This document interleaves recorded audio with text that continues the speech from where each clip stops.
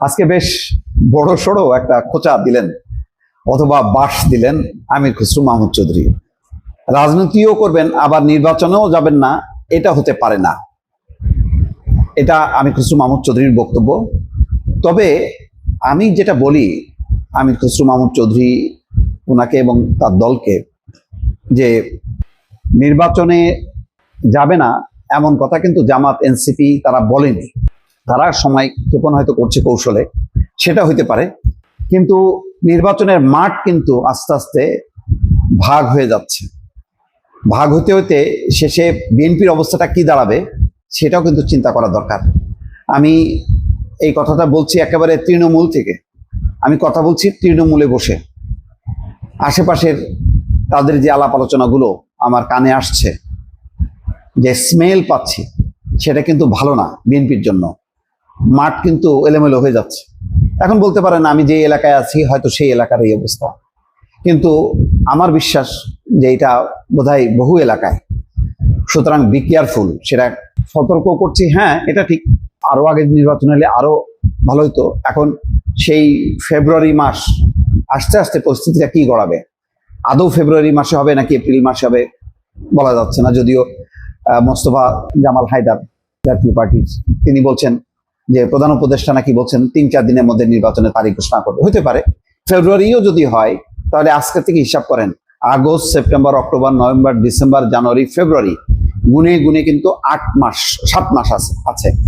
এই 7 মাসের মধ্যে যদি আগামী 3-4 মাসের মধ্যে বিএনপি যদি তার অবস্থানটা পরিবর্তন করে ইতিবাচক ভাবে দেশবাসীর সামনে না আনতে পারে, প্রশাসন যদি নিরপেক্ষ থাকে, ভোট যদি সুষ্ঠু হয়, তাহলে কিন্তু ভোটের বাক্স বিএনপির থেকে উল্টে যেতে পারে। আমি এটা সতর্ক বার্তা দিচ্ছি, সতর্ক বার্তা দিলাম দর্শক। এটাকে যদি মনে করেন যে আমি এমনি এমনি বলতেছি, ভয় দেখানোর জন্য না, ভয় দেখানোর জন্য না। আমি চেষ্টা করি বাস্তব ভিত্তিক কথাগুলো বলার জন্য, যার যা প্রাপ্য, যা যা পরিস্থিতি পরিবেশ সেটা আমি বলি। যেমন আমি তো বারবার এক কথা বলি, ইন্টারিম বলেন, কেয়ারটেকার বলেন, এটা কোনোভাবেই লম্বা সময় চলতে পারে না। কারণ নিজস্ব রাজনৈতিক বেস ছাড়া কোনো সরকার টিকে থাকে না, থাকতে পারে না। এবং যদি টিকে থাকে তাহলে সেটা আমাদের জন্য লজ্জার। কারণ শাসনতান্ত্রিক কাঠামো, একটা দেশ চলবে একটা শাসনতান্ত্রিক কাঠামোর মধ্যে। আপনি তার বাইরে রেফারেন্স নিয়ে লম্বা সময় চলবেন, এটা আমার পছন্দ না। এটা আমার ব্যক্তিগত অভিমত, মাফ করেন, আমি কাউকে খাটো করতেছি না। এটা আমি একটা থিওরিটিক্যাল আসপেক্ট থেকে আমি এই কথাটা বললাম। আপনারা মানতে পারেন না পারেন আপনাদের ব্যাপার। আমরা সংবাদকর্মী হিসেবে আমরা বলে যাব, কারোর পছন্দ হবে কারোর পছন্দ হবে না, কিন্তু মত প্রকাশের স্বাধীনতা আছে। অন্তত ইউটিউব তো নিশ্চিত করছে, ফেসবুক নিশ্চিত করছে, সেই সুযোগটা কাজে লাগাচ্ছি। যদি ইউটিউব ফেসবুক কোনোদিন না থাকে তখন আর বলারও সুযোগ হবে না। যাই হোক, আমির খসরু মাহমুদ চৌধুরী বলছেন যারা নির্বাচনকে ভয় পায় তাদের রাজনীতির দরকার নেই, তারা প্রেসার গ্রুপ হিসেবে কাজ করে, এনজিও হিসেবে কাজ করতে পারে। আপনি রাজনীতি করবেন আবার নির্বাচনেও যাবেন না, গণতান্ত্রিক প্রক্রিয়াকে বাধাগ্রস্ত করবেন, এটা হতে পারে না।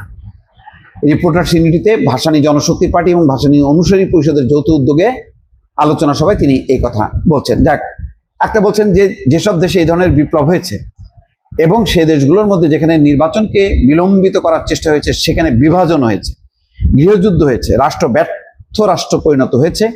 যারা দ্রুত নির্বাচনের মাধ্যমে গণতন্ত্র ফিরে যেতে পেরেছে, তারা আর্থিক, সামাজিক এবং গণতান্ত্রিকভাবে ভালো হয়েছে। দেখেন, আমাদেরও মুক্তিযুদ্ধের পর অনেকেই বলছিল জাতীয় সরকার গঠন করা উচিত, কিন্তু বঙ্গবন্ধু শেখ মুজিবুর রহমান তিনি নির্বাচন দিয়েছেন। নির্বাচন দেওয়ার পর, হ্যাঁ এটা ঠিক যে তখনকার এমন বেসামাল পরিস্থিতি সামাল দিতে পারেননি। তারপরে 3.5 বছরের মাথায় গণতন্ত্র কবর দিয়ে তিনি বাকশালে গেলেন। সেটা রাজনৈতিক ভুল। ভুল থেকে শিক্ষাটা হলো এই যে গণতন্ত্র যদি দুর্বল হয়, আপনাকে আরো গণতন্ত্র দিতে হবে, আরো গণতন্ত্রের চর্চায় থাকতে হবে, এর কোনো বিকল্প নেই। নির্বাচন যদি খারাপ হয়, আরো ভালো নির্বাচনের জন্য চেষ্টা করতে হবে, কিন্তু নির্বাচনী ব্যবস্থাকে নষ্ট করা যাবে না। এই শিক্ষা কাজে লাগানো উচিত। ভালো থাকবেন, আল্লাহ হাফেজ।